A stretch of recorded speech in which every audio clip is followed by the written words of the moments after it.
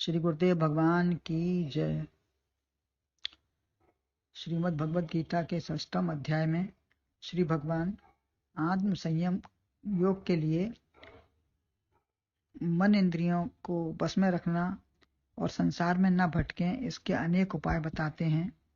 और पिछले 2 श्लोकों में 17-18 में बहुत कुछ बताया कि इनको कैसे बस में करें। आहार विहार, शयन, जागरण व शरीर की सभी चेष्टाओं में संयम बरतें और हर समय आत्मा से युक्त रहें। इसके 2 अर्थ हैं, युक्तः और संयम भी हो। 2 चीज बताई यहाँ पे जरूरी। संयम, पहले संयम हो और दूसरा युक्त हो जाएं। एक तरफ से हटें, दूसरी तरफ से लगें। अब इधर बचो और उधर बढ़ो, ये इशारा मिलता है भगवान का।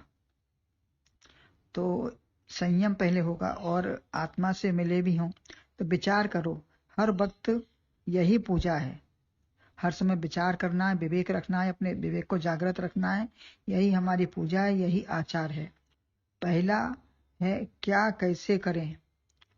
सबसे चीज है कि हमको रहना सहना कहना आ जाए कि हमारी स्थिति क्या है। को जो कुछ कहें, कोई कहे तो सहना और कहना हमको क्या कहना क्या नहीं कहना, अथवा मौन ही रहना है। तो क्या कैसे करें, कौन सी क्रिया कब करें, क्या करें। और दूसरा, मैं आत्मा हूं, मैं अमुक अमुक क्रिया का कर्ता भोक्ता नहीं हूं। तो ये अपनी पहचान बना लें कि हम क्या हैं। हम शरीर नहीं हैं और न किसी क्रिया के कर्ता हैं, तो सबसे अलग बने रहेंगे। यही 17वें श्लोक में बताया है, युक्ताहार विहारस्य युक्त चेष्टस्य कर्मसु। तो इस प्रकार ही आत्मा में स्थिति व योगी कर पाएगा। अपनी कामनाओं को वश में करके चित्त स्थिर कर लो, आत्मा में स्थिति हो, वही योगी है। वियोगी हमने बना लिया है, हम वियोगी हैं नहीं। यथा तो यह 19वें श्लोक में बताते हैं कि अथा दीपो निवातस्थो नेंगते सोपमा स्मृता योगनो यत चित्तस्य युंजतो योगमात्मनः। अर्थात अभी चल रहे बिनु वायु दीपक ज्योति जैसे नित्य ही है चित्त संयत योग साधक युक्त की उपमा वही। तो युक्त आदमी क्या कैसे करता है। यथा निवातस्थः दीपः न इंगते सा उपमा आत्मनः योगम युंजतः योगिनः यत चित्तस्य स्मृता।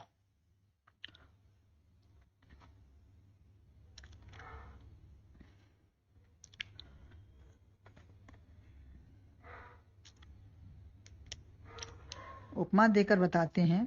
काव्य में भी उपमा ही देते हैं।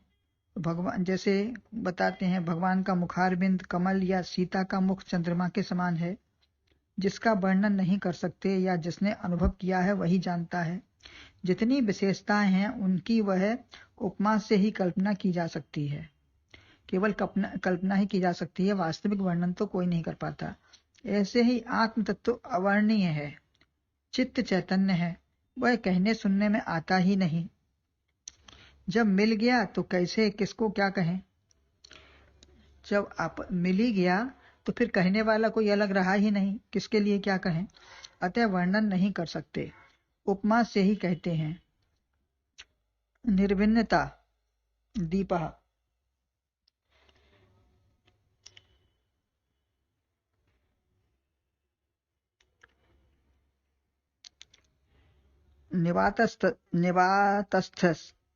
निवातस्थे दीपः वायु रहित स्थान में स्थित दीपक हिलेगा डुलेगा नहीं। जो प्रज्वलित होगा वही दीपक है। उसमें तेल बत्ती जल रही है तो घट भी रही है, तो आधार दीपक है। थोड़ी थोड़ी उपमा लागू होती है, वही कह देते हैं। यहाँ आत्मा का दीपक जो ज्ञान ज्योति है वह चंचल नहीं है। ये ज्ञान ज्योति आत्मा का जो दीपक है जल रहा है अंदर, वो चंचल नहीं है, वो अपने में स्थिर है, स्थित है, एकदम निश्चल दशा है उसकी, परिवर्तन वहां नहीं है। ऐसी ज्ञान ज्योति है। उसे चित्त ज्योतियां, आत्म ज्योति क्या कहें। यहाँ उपाधियां समाप्त हो गई, यह बुझ नहीं सकती। संसारी दीपक कभी बुझ सकता है, वह तो सबका परम, वह क्या है, वह तो सब परम, सबकर परम प्रकाशक जोई, राम अनादि अवध पद सोई। वह स्वयं प्रकाश रूप दिन राती, नहीं का चूहे नहीं का चाहिए दिया ग्रत बाती। वह स्वयं प्रकाश है, वहां उसे कुछ चाहिए ही नहीं। उसे स्वयं ज्योति, परमात्म ज्योति, अखंड ज्योति या आत्म ज्योति कुछ भी कहें, वो सब ज्योतियों की ज्योति है। इसका दर्शन करना सीख लें, यही प्रयत्न है। वह सदैव जल रही है, बुझती कभी नहीं है। जो सदैव जल रही है उसका दर्शन हमको युक्त रहकर ही, संयम होकर ही कर सकते हैं। आत्मनः योगिनः युञ्जतः, अपने आत्मा से योग कर लिया है जिस योगी ने अपने संयत चित्त को, तो क्योंकि संयत चित्त ही दर्शन कर सकेगा, बिखराव वाला नहीं कर पाएगा, रागी द्वेषी नहीं देखेगा। वह तो विषयों की विभिन्नता ही ग्रहण करेगा। जहां पर कोई विषय या सुख दुख नहीं, वह सुख दुख यानी आदि इंद्रियों का व्यापार नहीं है और आत्म तिष्ठते है, आत्मा में स्थिति है, तब अन्य सब अनुभव समाप्त हो जाता है। जब आत्मा में तिष्ठती है तो फिर उसका अनुभव कहीं और जाता ही नहीं, वहीं पे एकत्व में स्थित हो जाता है। यहाँ ज्ञान वृत्ति भी लोप हो गई, अन्यथा ज्ञान है अज्ञान है दो हैं। यदि ज्ञान वृत्ति है हमारी तो फिर अज्ञान भी सामने रहेगा कि वो ज्ञान, तभी तो मालूम पड़ेगा कि ये ज्ञान है या अज्ञान है। तो दो रहेगा, द्वंद्व रहेगा। जब अभेद दर्शन हो जाए, चित्त वृत्ति, ज्ञान वृत्ति, मन या मन का संकल्प, ध्याता ध्यान ध्येय या अनुभव अनुभवी सबकी त्रिपुटी को एक कर लेता है, तो दीपक को देखने वाला दूसरा नहीं है, वहां दूसरा समाप्त हो जाता है। नेत्रों से सूर्य को नहीं देखो, वरन सूर्य से सूर्य को ही देखा जाता है। जब द्वंद्व समाप्त हो गया तो फिर नेत्रों में जो सूर्य विराजमान है, तो उसको सूर्य को सूर्य से देखना है, हमको नेत्र नहीं दिखाई देगा। ज्योति से ही ज्योति को देखा जाता है। जहाँ सबको प्रकाशित करती है, इसे कौन प्रकाशित करेगा? ज्योति को कौन प्रकाशित करेगा? वो स्वयं सबको प्रकाशित कर रही है। सुख दुख ज्ञान सत्संग गुरु शिष्य जीवन मरण सबको प्रकाश देने वाली स्वयं प्रकाश रूप वह ज्योति है। आत्मा से एक योगी का चित्त जो संयत हो गया, जो आत्म स्वरूप ही हो गया, ऐसा एक होकर ही एकधा हो गया, उसकी उपमा सोपमा स्मृता कही जाती है। जो दीपक अविचलित है उसके अनुभव से अपनी अखंड ज्योति जला सकते हैं।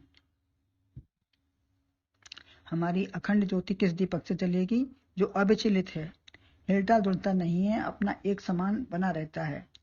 और नहीं तो बुझ ही जाएगा तो कहाँ जलाएंगे ज्योति? दीपक तो हिलता डुलता है, दूसरे को प्रकाशित करता है, परंतु राम नाम मणि दीप धर जीह देहरी द्वार, तुलसी भीतर बाहरो जो चाहस उजियार। तो ये राम नाम की मणि जो है वो सदा प्रकाशित है, स्वयं प्रकाश है। उसी तरह है ज्ञान ज्योति जो परमात्म रूप ही है, वही मेरे ज्ञान अज्ञान को प्रकाशित करती है। ऐसा दर्शन होने पर ही ज्ञान स्वरूप बन सकते हैं। फिर हमारे में और ज्ञान में ज्ञाता ज्ञान ज्ञेय सब एक हो जाएगा, कोई अंतर नहीं रहेगा, वहां पे त्रिपुटी सब एक। यह पहले ही कहने से न होगा, जब बाहर के दरवाजे सब बंद होंगे तभी इस हर समय प्रकाशित अखंड ज्योति को प्रकाशित कर सकते हैं। बाहर के हमारे जो दरवाजे बाहर ना खुले, उनको जो कुछ भी उनकी क्रिया हो रही है वो सब अंदर ही देखें उनमें, तो हमारे जब बाहर के दरवाजे बंद हो जाएंगे तब हमें अंदर की ज्योति स्वयं प्रकाश अपने आप दिखाई देगी, और उसी में हमको उसी से युक्त होकर ही हम अपने को प्रकाशित कर सकते हैं। बोलो गुरुदेव भगवान की जय।